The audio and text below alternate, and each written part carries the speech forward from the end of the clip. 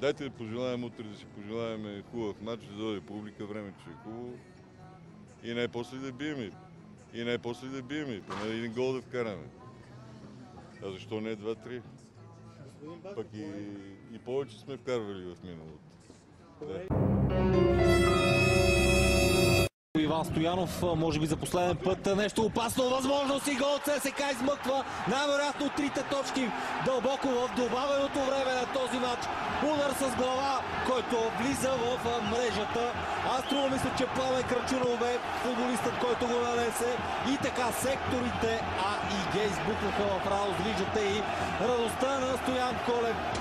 Третата минута на продължението. Без нея Кевин Брун, но може би и Блажевича носи вина. 2 метра висок вратаря на Левски. Не се намеси в малкото наказателно поле и бе разстрелян от 3-4 метра след изстрела с глава на Пламен Крачунов.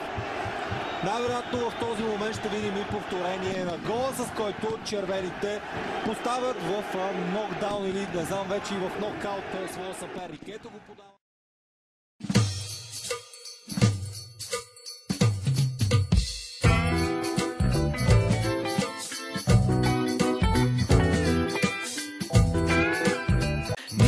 Безнадежден случай.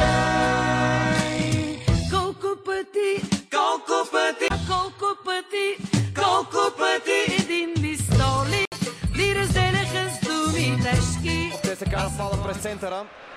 Марсиньо чака подаване. Дали ще бъде насочена топката към него? Задържа Емил Гаргоров. Умее до съвършенство тези пасове. ЦСКА повежда с 1-0. Минутата е 30. Невероятен поглед върху играта на Емил Гаргоров. Чакаше подаване Марсиньо. Друго решение избра Емил Гаргоров. И сега Неманя Милисавлевич вдига победоносно ръце. ЦСКА повежда на Левски с 1-0. Цялата червена атака. И картон е факт. Центрирана топка в наказателното поле. Удар с глава и 2-0. ЦСКА нанася втори сериозен удар по Левски. Апостол Попов вкарва втория си гол в вечното дерби. 35-та минута. ЦСКА Левски 2-0. Топка. ЦСКА може да вкара трети гол за 6 минути и това е факт. 37 минута, 3-0. Какво се случва на стадион Васил Левски? Левски е в нокдаун.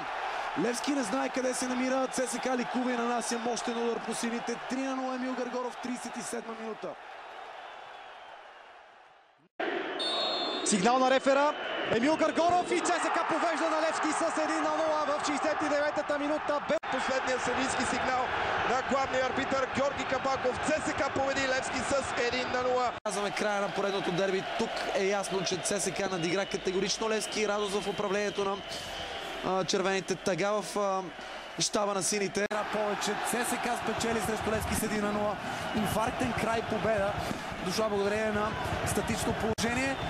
В крайна сметка победител в това дерби има и той се казва ЦСКА. Достоен като интрига двубой, който обаче завърши с трета поредна победа за ЦСКА в шампионатните матчове срещу Левски и общо пети двубой, в който сините не успяват да отбележат. Възможността да се, да го кажем буквално, да се оговарят някакви мачове, нещо за което се говори много в българския футбол.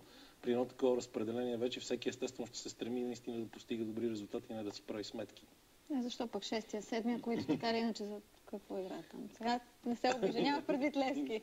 Нямах предвид Левски. Знам на кое място са Левски в момента.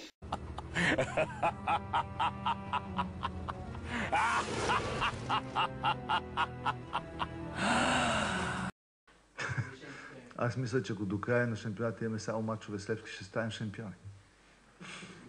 Как е тръгнало? Колегата от канал 3 заповяда. Томо! Айде! Томо!